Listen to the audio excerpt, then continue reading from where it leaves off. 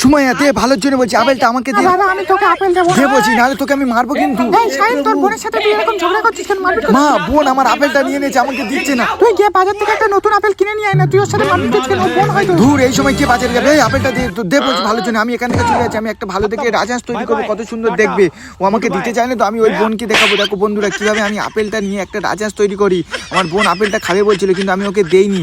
Apple শসা আঙ্গুর দিয়ে কি সুন্দর বানায়। আর তোমরা এই চ্যানেলটা একটা সাবস্ক্রাইব করে দাও, নিচে যে লাল কালারের চিহ্ন দেখা পাচ্ছ একটা লাইক করে তোমার বন্ধুদের কাছে ভিডিওটা শেয়ার। সুমাইয়া চলে যাচ্ছে আমার হাঁসটা দেখবে বলে। দাদা তোর হাঁসটা কিন্তু হেভি হচ্ছে, আমি জানি না, জানলে তোকে আমি আপেলটা অনেক আগে দিয়ে দিই। দাদা আরে sorry। না না বোন ঠিক আছে, তোর সরি বলতে হবে না। বন্ধুরা তোমরা চ্যানেলটা সাবস্ক্রাইব করে দাও আমার বোনের জন্য। আর এই দেখো কত সুন্দর হাঁস তৈরি করে নিয়েছি, আপেল ফলমূল দিয়ে। যাই মাকে দেখে আসি, মা মা এই দেখো কত সুন্দর। তুমি বলছিলে না আমি বানাতে পারবো না, দেখো বন্ধুরা আমার মা দেখো খুশি হচ্ছে। হ্যাঁ সাহিল, এত সুন্দর হাঁস তুই আঁকতে জানিস? কবে শিখেছিস? তোকে তো আমি জানি না, তাহলে আমি তোকে আগে কিনে দিতাম। মা আমি এরকম ইউটিউব চ্যানেলে সাবস্ক্রাইব করে রেখেছি, দিলে আমি এরকম শিখে গেছি। বন্ধুরা তোমরা এরকম করে দাও। দিলে তোমরা এরকম শিখে যাবে। ওই লাল চিহ্ন টাচ করো।